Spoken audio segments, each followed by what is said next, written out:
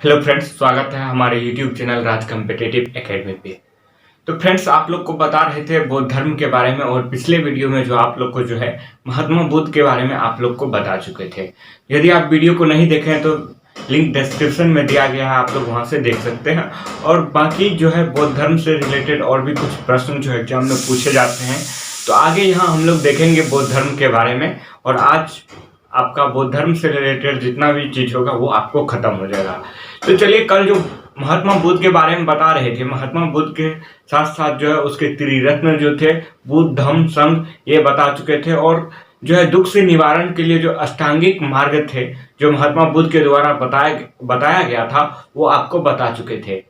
तो आपको इस वीडियो में आपको आगे बताते हैं बौद्ध संगीति के बारे में, और भी जो भी कुछ इंपॉर्टेंट पॉइंट है वो आपको बताते हैं।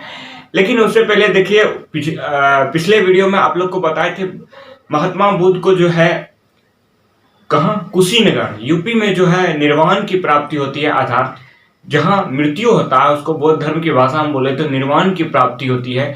उसके बाद क्या होता है कि बौद्ध धर्म को कोई ना कोई आगे बढ़ाएगा।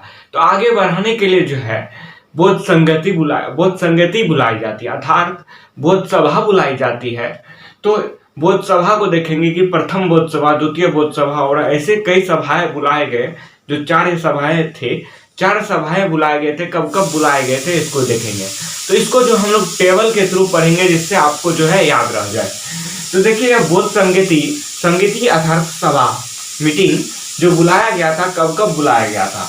तो सबसे पहले वर्ष को हम लोग देखेंगे। वर्ष पहला जो है कब बुलाया गया था, दूसरा कब बुलाया गया था, और तीसरा कब बुलाया गया था, चौथा कब बुलाया गया था। फिर उसके स्थान को देखेंगे, जहां बुलाया गया था वो किस जगह बुलाया गया था, कौन सा प्लेस था। फिर उस सभा के जो अध्यक्ष थे, अर्थात उस सभा के जो गुरु थे, वो कौन थे, उसके बारे में जानेंगे। फिर और उस समय राजा कौन थे उसके बारे में जानेंगे। फिर उनके जो कुछ मुख्य बिंदु है वो जानेंगे। तो ये टेबल के थ्रू आपको बता रहे हैं ताकि आपको याद भी हो जाए। तो देखिए, पहला जो सभा बुलाया गया था, अर्थात बौद्ध संगीति बुलाया गया था, यह 483 बीसी में बुलाया गया था। और दूसरा ठीक उसके 100 वर्ष बाद, मतलब कि 383 बीसी में बुलाया गया था। तो यह जो है आपको याद हो जाएगा। पहला याद रहेगा तो उसके 100 वर्ष के बाद जो है ये 383 में जो है ये दूसरा बौद्ध संगीति बुलाई जाती है। और तीसरा जो है यह 247 जो है बीसी में बुलाई जाती है। इसको मुख्यतः इसको जो है 250 बीसी भी हम लोग मानते हैं। तो अधिकतर आपको 247 बीसी लिखा मिलेगा। एवरेज रूप से मानिए तो 250 बीसी तक ठीक है। फिर जो है चौथा जो बनता है यह 102 एडी में, अर्थात ईस्वी में बुलाया जाता है। यह कब बुलाया जाता है? ईस्वी में।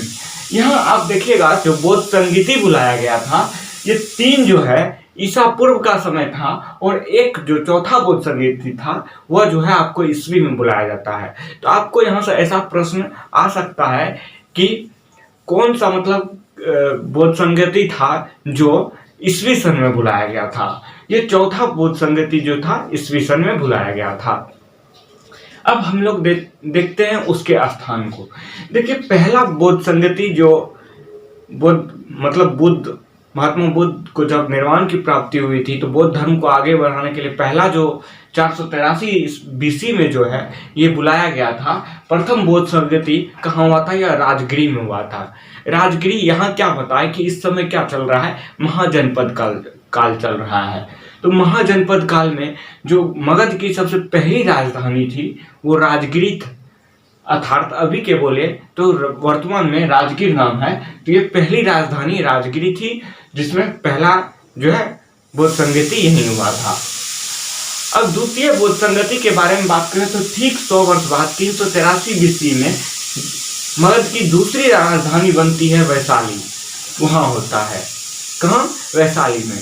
और ठीक उसके 247 बीसी में जो है यह पाटलिपुत्रा में बुलाई जाती है, जो कि मगध की तीसरी राजधानी बनती है। तो अर्थात जैसे जैसे जो है मगध का राजधानी बदलते रहता है, वहां जो है राजधानी में जो है बौद्ध संगीति बुलाई जाती है।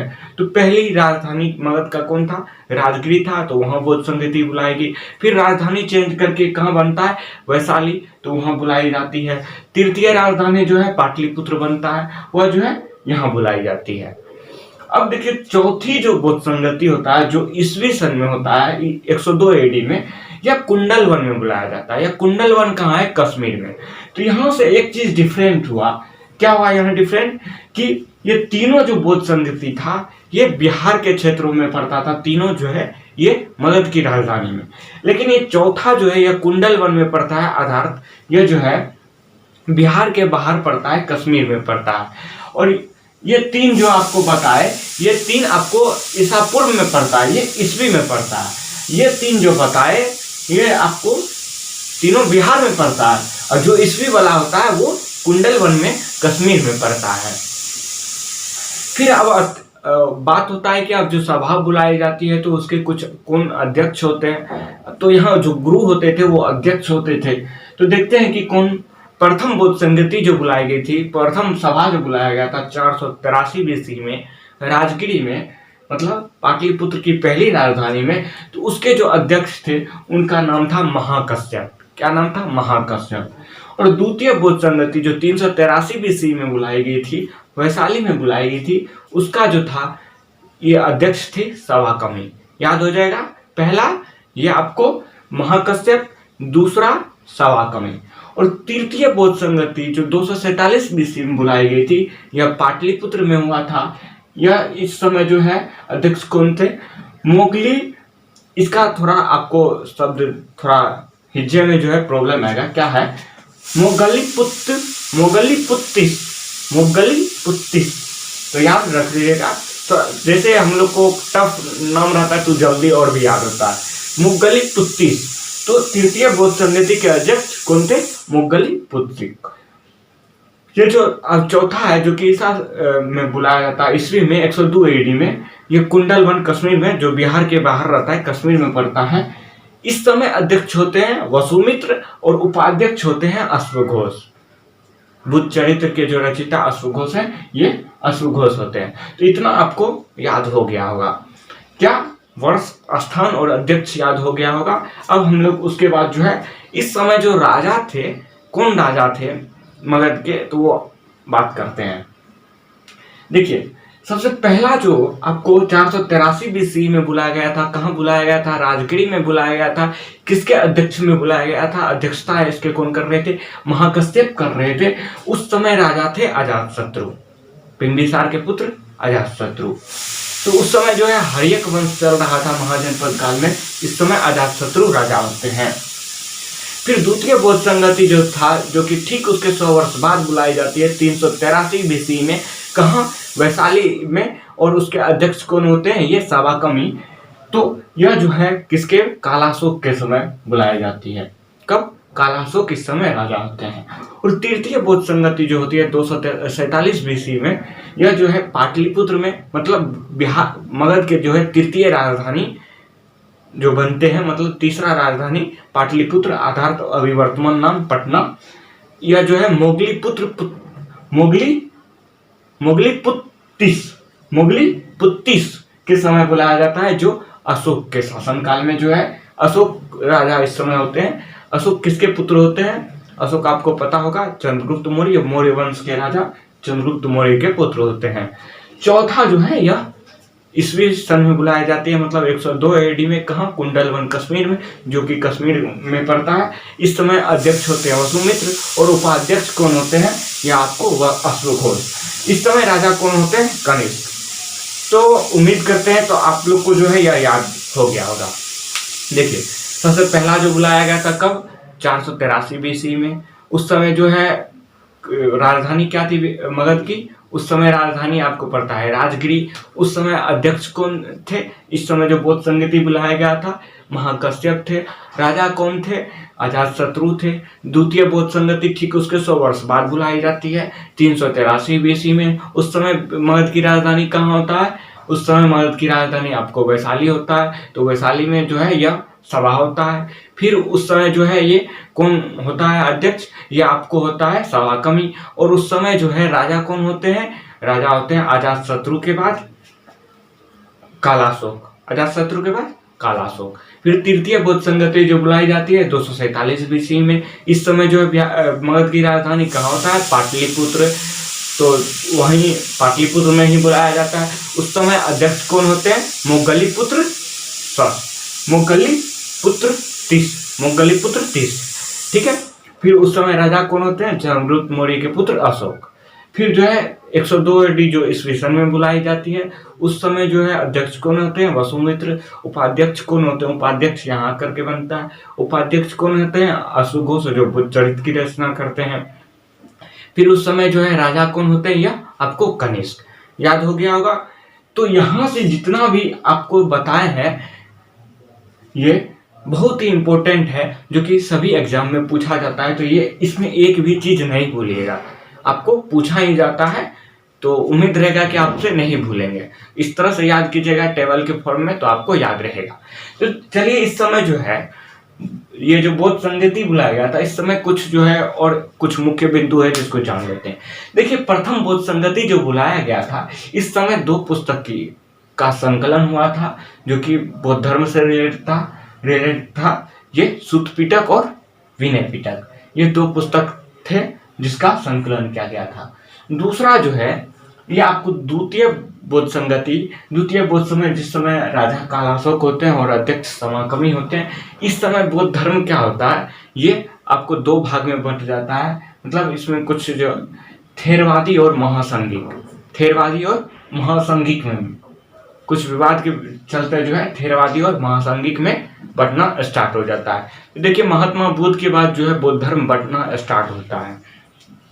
अब देखिए, तृतीय बौद्ध संगति के समय जो है एक पुस्तक का संकलन फिर होता है, अभिधम्म पिटक का संकलन किस समय होता है? तृतीय बौद्ध संगति में। अब प्रथम में सूत पिटक और विनय पिटक। फिर देखिए चतुर्थ बौद्ध संगति जो होता है, इस समय जो है राजा कौन होते हैं? कनिष्क होते हैं। और अध्यक्ष कौन होते हैं? वसुमित्र होता है। या कहाँ इसका स्थान होता है? कुंडलवन में होता है। और उपाध्यक्ष कौन होते हैं? यह अश्वघोष होते हैं।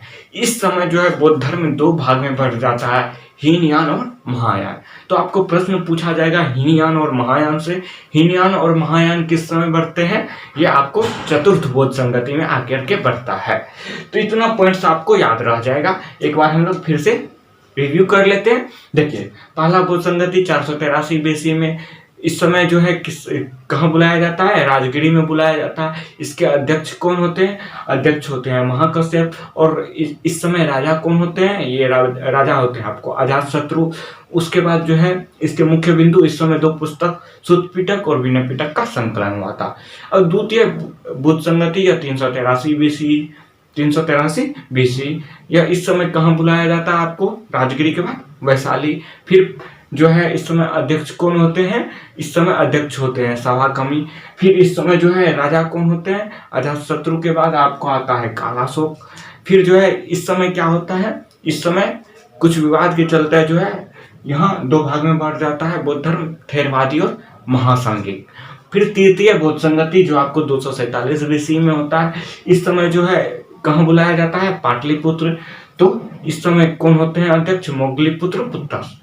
ठीक, फिर इस समय राजा कौन होते हैं? अशोक। फिर इस समय जो है मुख्य बिंदु क्या होता है? मुख्य बिंदु ये एक धम्म का संकलन होता है, अभिधम्म पिटक का संकलन होता है। चतुर्थ बौद्ध संगति यह जो है कहाँ होता है? यह 102 ईस्वी में बुलाया जाता है। यह कहाँ होता है? कुंडलवन कश्मीर में। इस समय जो अध्यक्ष कौन होते हैं? अध्यक्ष होते हैं वसुमित्र। उपाध्यक्ष कौन होते हैं? उपाध्यक्ष होते हैं आपको ये अश्वघोष। फिर जो है राजा कौन होता है? राजा आपको कनिष्क हो जाता है। फिर इस समय मुख्य बिंदु क्या होता है? बौद्ध धर्म 2 भाग में बढ़ जाता है, हीनयान और महायान। तो हीनयान और महायान से जो है कुछ प्रश्न आपको पूछेंगे, तो हीनयान और महायान के बारे में हम जान लेते हैं। तो देखिए, हीनयान और महायान में क्या अंतर होता है? बौद्ध धर्म आगे चल के जब 2 भाग में बढ़ जाता है, हीनयान और महायान, तो हीनयान में क्या होता है? देखिए, हीनयान होता है रूढ़िवादी। क्या होता है? रूढ़िवादी और परिवर्तन विरोधी होता है। मतलब अपने धर्म में जो है कुछ चेंजिंग नहीं करना चाहते हैं। ये रूढ़ मतलब कठोर होते हैं और ये अपना धर्म में मतलब चेंजिंग नहीं करना चाहते हैं। फिर एक होता है महायान, जो धर्म में जो है कुछ चीज़ों को परिवर्तन करना चाहते हैं, तो ये परिवर्तन के समर्थक होते हैं। हीनयान में देखिए ये मूर्ति पूजा के विरोधी होते हैं। क्या होते हैं? मूर्ति पूजा के विरोधी होते हैं। और महायान में आके देखिएगा तो ये मूर्ति पूजा के समर्थक होते हैं। अर्थात महात्मा बुद्ध के जो है मूर्ति बना करके जो है पूजा करना चाहते हैं, लेकिन हीनयान ऐसा नहीं करना चाहता है।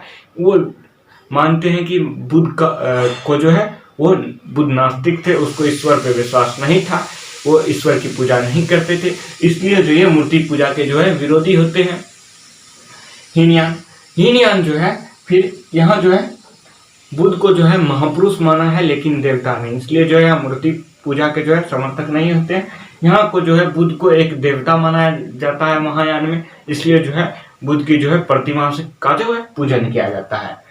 अब देखिए हीनयान किन किन वर्तमान क्षेत्रों में फैला हुआ है, तो यह श्रीलंका, दक्षिण भारत और बर्मा और थाईलैंड। आज भी देखिएगा जो है दक्षिण भारत में कम संख्या में जो है मूर्ति पूजा होता है, लेकिन उत्तर भारत के क्षेत्रों में देखेंगे तो मूर्ति पूजा के समर्थक अधिकतर है। मूर्ति पूजा ज्यादा देखने को मिलता है, जो कि दक्षिण भारत में नहीं मिलता है।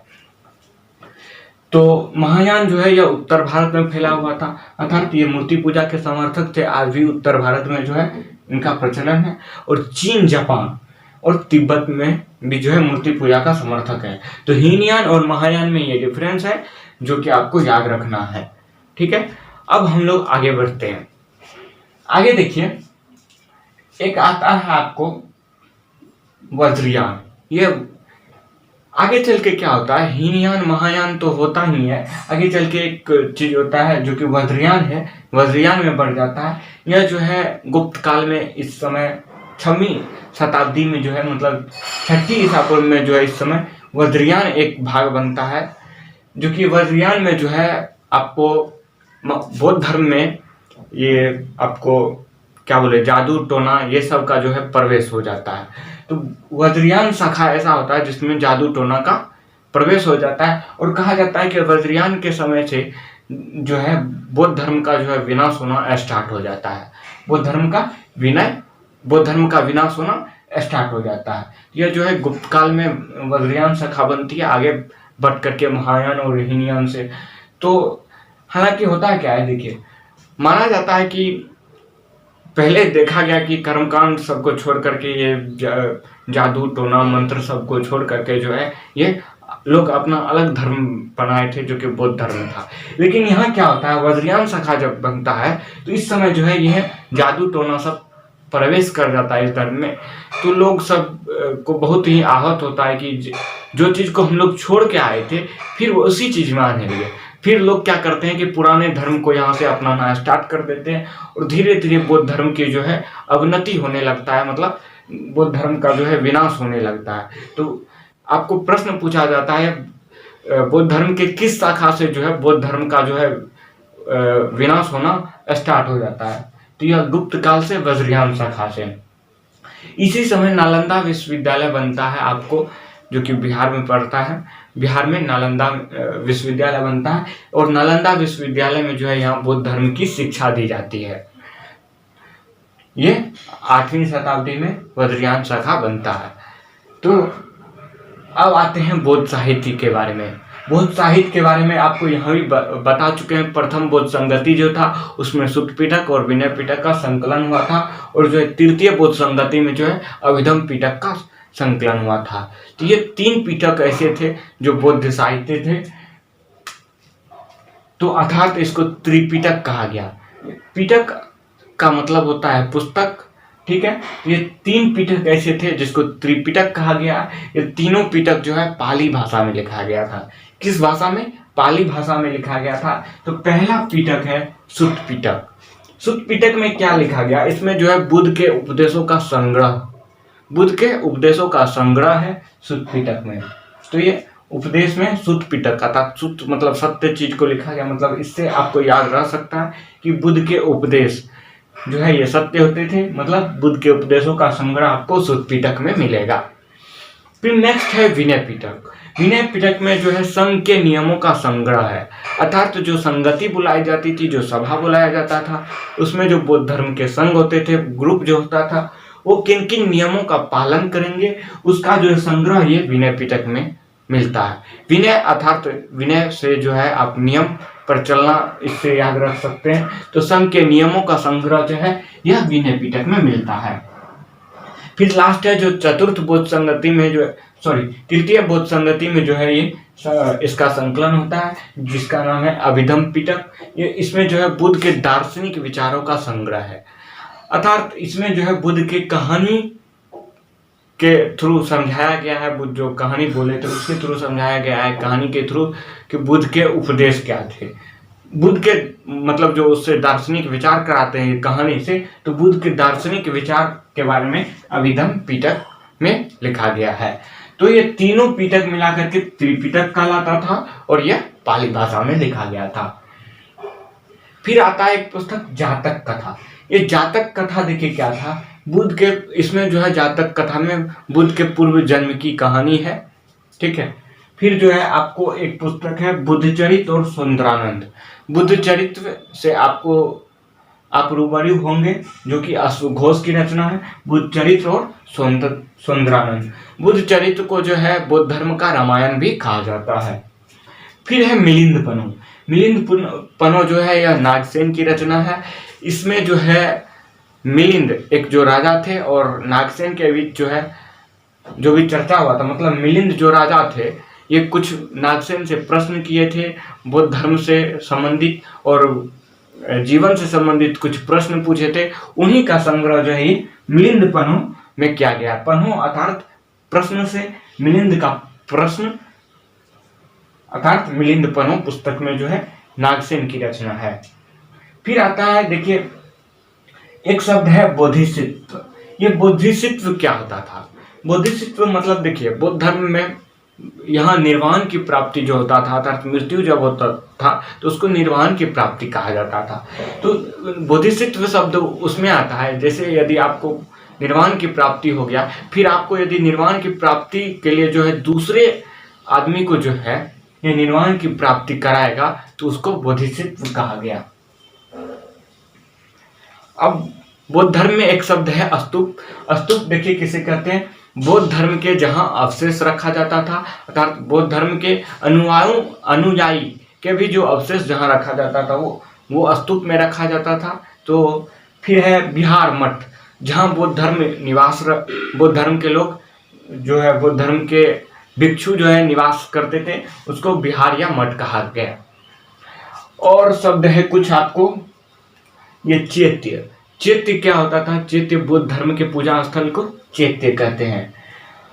और आपको एग्जाम में प्रश्न पूछता है बौद्ध धर्म की मूर्ति से रिलेटेड, तो बौद्ध धर्म की सर्वप्रथम जो मूर्ति बनाई गई थी या किस शैली में बनाई गई थी, तो यह मथुरा शैली में बनाई गई थी। बौद्ध धर्म की प्रथम मूर्ति मतलब बुद्ध की प्रथम मूर्ति जो है यह मथुरा शैली में बनाई गई थी।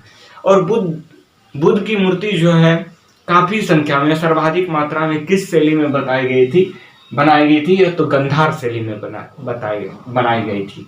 तो आपको गंधार शैली और मथुरा शैली, नागर शैली, ये आपको कभी फिर आपको हम बताएंगे जब पढ़ाएंगे तो शैली सबको। तो यहाँ आपको जो है बौद्ध धर्म से रिलेटेड जितना भी चीज होता था वो आपको कंप्लीट हो गया। कल के वीडियो और आज के वीडियो को देखेंगे अच्छे से तो बौद्ध धर्म के बारे में सारा चीज आपको कंप्लीट हो गया। तो उम्मीद है कि आपको समझ भी आया होगा। तो फिर हम लोग नेक्स्ट वीडियो में मिलेंगे। जैन धर्म को लेकर के, बौद्ध धर्म और जैन धर्म पढ़ना था और उम्मीद करेंगे कि आप लोग इसको जो है नोट्स भी बना लेंगे और याद करेंगे। तो आप लोग से रिक्वेस्ट है, यदि चैनल पे नए हैं तो चैनल को सब्सक्राइब कर दीजिए और शेयर करना ना भूलें। धन्यवाद।